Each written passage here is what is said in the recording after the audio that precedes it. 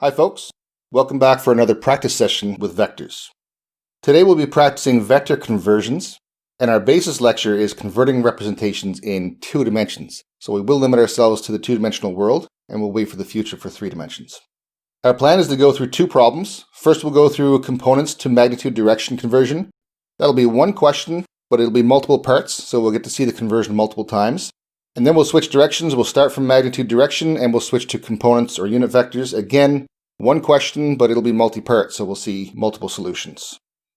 By the time we're done, you'll have seen several practice rounds on conversions in both directions, and you'll be ready to start practicing these on your own. As with the previous practice session we did, each problem will start with a presentation of the problem itself, and then you'll have an opportunity to pause the video, try the solution on your own, and then when you're finished working on it on your own, you can come back, unpause the video, and pick it up and we'll try it together. So let's get started. Our first problem today is a multi-part problem on converting components to the magnitude direction representation. Our problem statement: express each of the following vectors in the magnitude direction representation.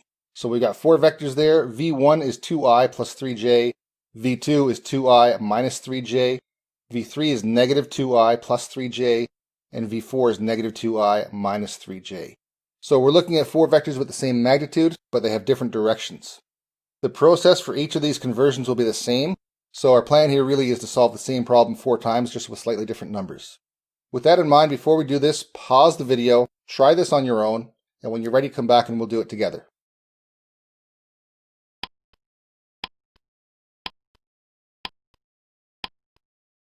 Welcome back. Let's work through this. So let's start with what we know.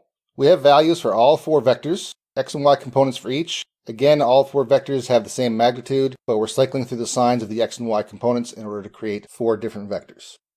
What would we like to find? We're looking for vectors v1 through v4 in the magnitude direction representation. Let's make a sketch of the problem. We have our x and y coordinates. There's v1 with its x and y components. There's v2 with its x and y components. There's v3 with its x and y components. And there's v4 with its x and y components. So we've got our vectors. We'll fill in the angles afterwards. Let's start a solution. So we'll start by converting the vector v1.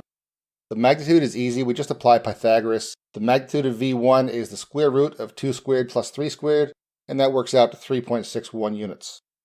So to solve the angle lowercase v1, we'll take the inverse sine of the y component of v1 divided by the magnitude of v1. So that's 3 divided by 3.61.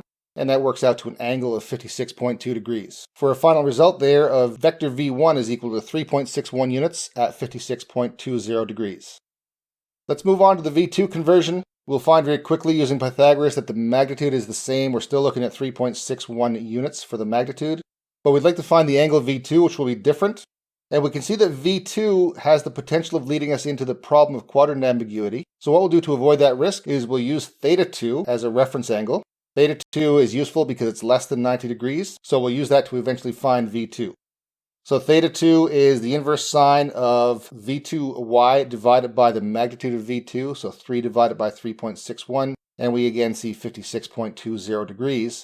But when we apply that to find v2, we find that v2 is 360 degrees minus theta, so 360 minus 56.2 degrees, for an angle of 303.80 degrees.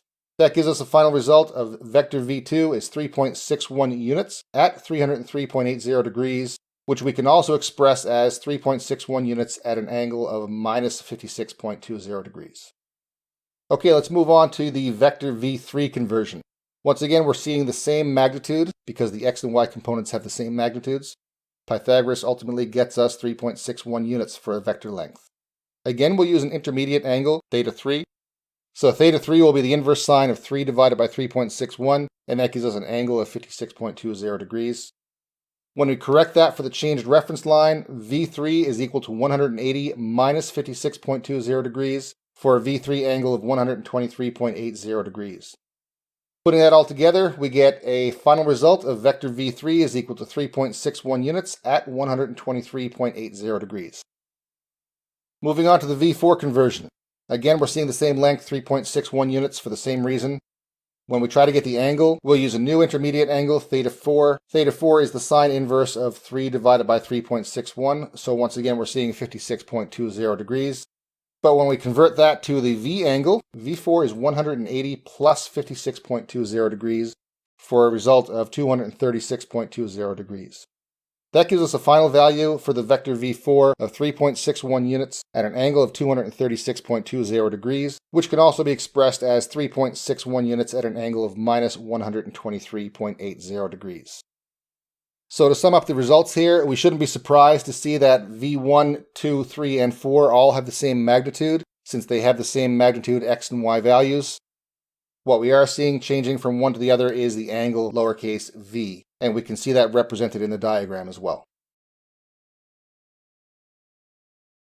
Okay, so now we've gone from components to magnitude direction. Let's flip it around. Let's look at converting from magnitude direction to components or unit vectors.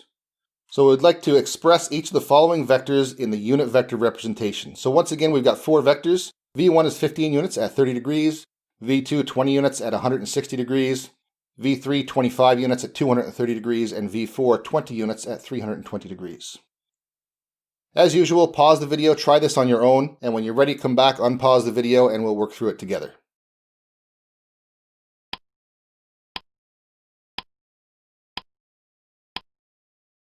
Okay, welcome back. Let's start with what we know about the problem. We've got 4 vectors, all of which are given to us, so we know them.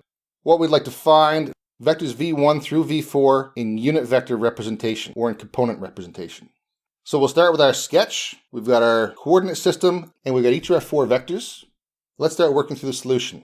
So the V1 conversion, V1 x component will be equal to the magnitude of V1 times the cosine of the angle V1. So 15 times the cosine of 30, which is 12.99. The V1 y component is the magnitude of V1 times the sine of the angle V1, which is 15 sine 30, and that's 7.5. And that gives us a final result for V1 of 12.99i plus 7.5j. Now the V2 conversion. Same process. V2x is the V2 magnitude times the cosine of the V2 angle, 20 times cosine of 160, and we get minus 18.79 units. If we look at the diagram and see where V2 is pointing, it shouldn't surprise us to see a negative number there. On to the V2y component. Again, V2 magnitude times sine of angle V2, 20 times the sine of 160, and we get 6.84 units. For a final V2 of negative 18.79i plus 6.84j. The V3 conversion, same process again. V3 in the x direction will be the magnitude times the cosine of the angle, which works out to minus 16.07 units. And V3 in the y direction is again the magnitude times the sine of the angle, which works out to minus 19.15 units. For a final result of V3 is equal to negative 16.07i minus 19.75j. Last but not least, V4 conversion. This should be getting familiar by now.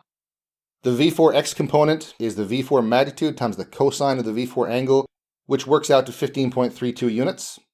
And the V4y component is the magnitude multiplied by the sine of the V4 angle, which works out to minus 12.86 units. And that gives us a final result of V4 is 15.32i minus 12.86j. And there you have it. Now you've seen some practice problems in 2-dimensional vector conversions. We've seen a 4-part question on converting from components to magnitude direction, and another 4-part question going in the other direction from magnitude direction to components. That should give you enough information to try the posted practice problems. Just like in the previous lesson, there's a set of practice problems with the answers provided, so you can do the work and compare your result to the posted result, and there's a second set of practice problems that are just the problems that you can work through on your own.